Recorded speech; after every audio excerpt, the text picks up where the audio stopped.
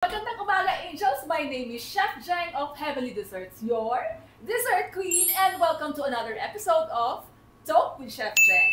Ayan, ituturo ko sa inyo for today ang isang napakasarap at napakalambot na recipe ng ating Pinoy staple na pandesal. Diba? Usually guys, ang ginagamit dyan is just bread flour. Pero ngayon, bibigyan ko kayo ng ibang recipe para lalo ninyong mapasarap at mapalambot ang pandesal. Now, let's heat or warm up first our milk. So, ayan, Angels, bakit ba natin wino-warm ang ating milk bago natin i-combine ng other wet ingredients?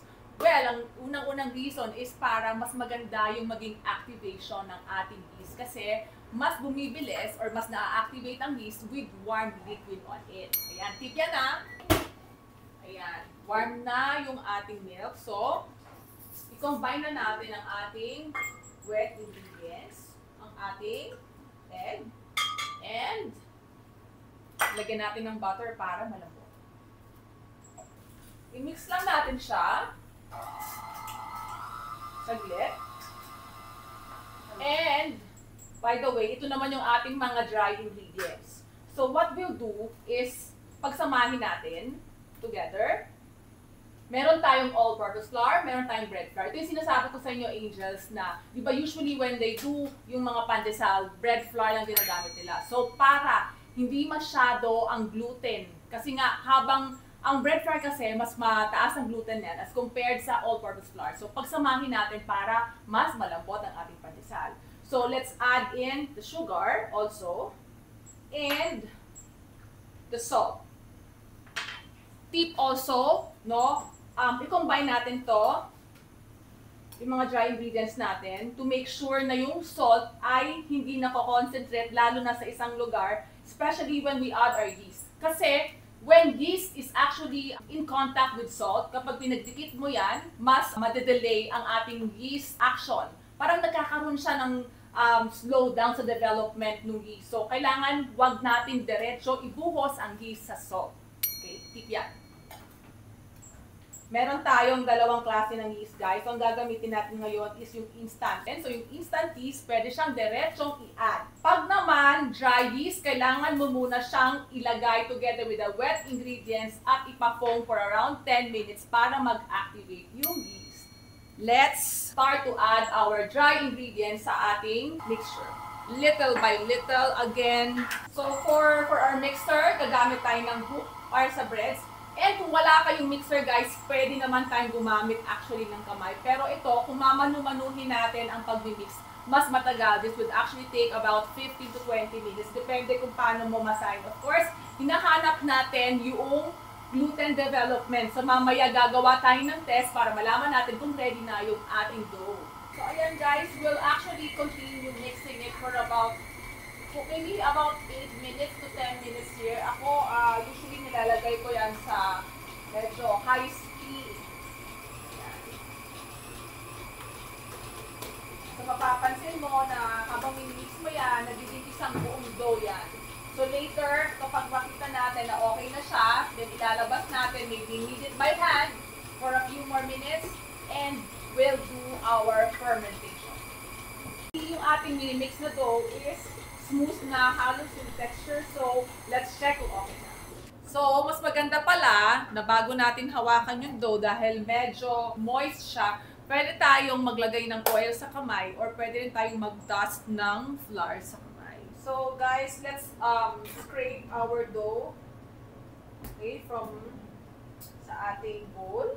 So, yan, mag-dust tayo sa ating working table para sa pagmamasa naman, ganyan lang naman. Madali lang. Para ka naglalaro ng clay dough. Smooth na siya. So, how do we check if it's ready? So, we'll do the window pane test. So, kapag magte-test tayo, guys, lagay lang natin ng konting flour.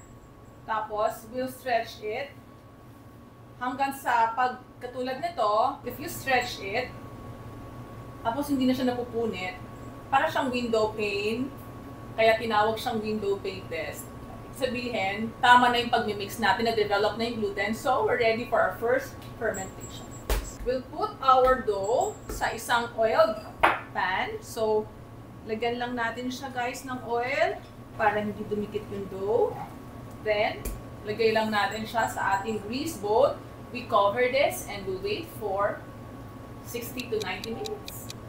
Ayan na, angels, after about 1.5 hour, ready na ang ating dough. So kung papansin nyo, nag-double na yung kanyang size. And yan, halos napuno na niya yung ating bowl. So what we'll do next is to punch it down.